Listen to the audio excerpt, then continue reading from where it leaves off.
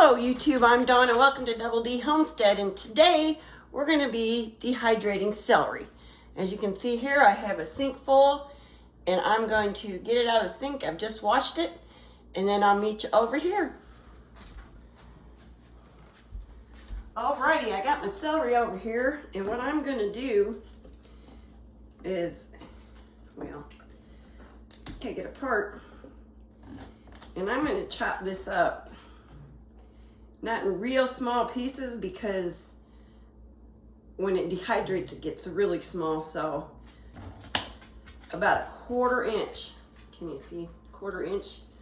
And I'll just chop it all up about 1/4 inch. Try and keep them as close as I can. That way they all dry at about the same time. And I'm going to get all this chopped up and then I'll show you how I put it in the dehydrator. Alrighty, now I've got it all cut up. As you can see, it's all chopped up. It only took about 5 minutes. It doesn't take long, maybe 10 if you're taking your time. And you just load it in your tray. Probably need to put the bottom under this because some will fall through.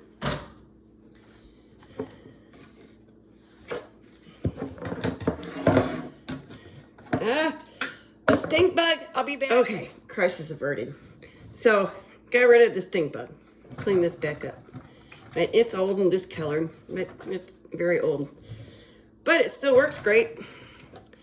And if you've noticed, see how I did the leaves? I kept the leaves in there because they're lots of flavor too. And when you're putting them in soups and stews and stuffing and all that, it tastes good. And if you need celery powder after it's dehydrated, you can just take it and powder it up in your food processor. If you have one, if not, you can do it by hand. But if you want your tray one layer, you don't want it double stacked. And they can touch because, like I said, it's all going to shrink. Now, I had 3 big heads of celery. Normally, I get 4 because this will hold 4 if I, once they're cut up. And these were awful big heads of celery, but tell you the condition wasn't that great.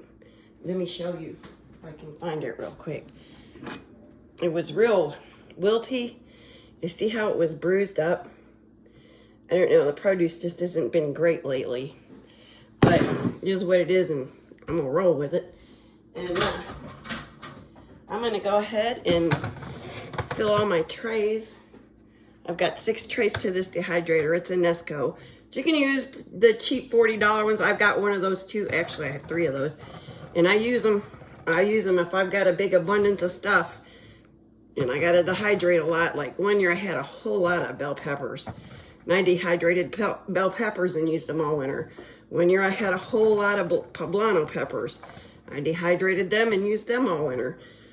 So, and a lot of it's because I don't have freezer space because we kill a beef and a pork every year and put it in the freezer. So that's the majority of my freezer space. So between canning and dehydrating, I find a way to get my vegetables safe for winter too. So I'll be back when the dehydrator's full. Alrighty, I'm back and the dehydrator's full. And again, this took what, maybe 10 minutes tops. And so I'm gonna put the lid on this and then I'm gonna set it. This is so easy to do. And I really think if you haven't started learning to preserve your food yet, now might be a good time to start. Things aren't looking good anywhere, but so I'm going to put this. Let me show you this. Let's see, it actually has fruits and vegetables, 135. And this one does have a setting on it. But like I said, even the cheaper ones, they work just as good. I use them all the time. You don't have to have one like this. You can pick one up at your local thrift store for a couple bucks. I have a lot of stuff I buy at thrift store. I bought 3 great big pressure canners one time for $2 a piece because they needed a new safety gasket where the vent hole had gotten stopped up with hard water, calcium buildup, that type of stuff, and it blew the safety plug. And They were Miros, and I really like them. And I replaced the safety plugs in them, put new gaskets in them, and I had 3 like new pressure canners. I gave my brother one because he didn't have one. So yeah, don't overlook your thrift stores because I find some good deals there. So anyway, I hope you try this, and I'll be back tomorrow to show you, because this is going to sit and run overnight, because this will take a while because celery has a lot of water in it. But I'll show you tomorrow what it looks like. Thanks for watching. YouTube, this is Dawn from DoubleDHomestead, and I'm back today with our finished celery. I thought I'd show it to you and how it came out. It's going to take me a minute to get it all cleaned up because it shrinks and falls through, and I don't have the trays that go in here, but there it is. See how small it gets? Now I'm going to get it in this jar right here, and I'll be right back with you.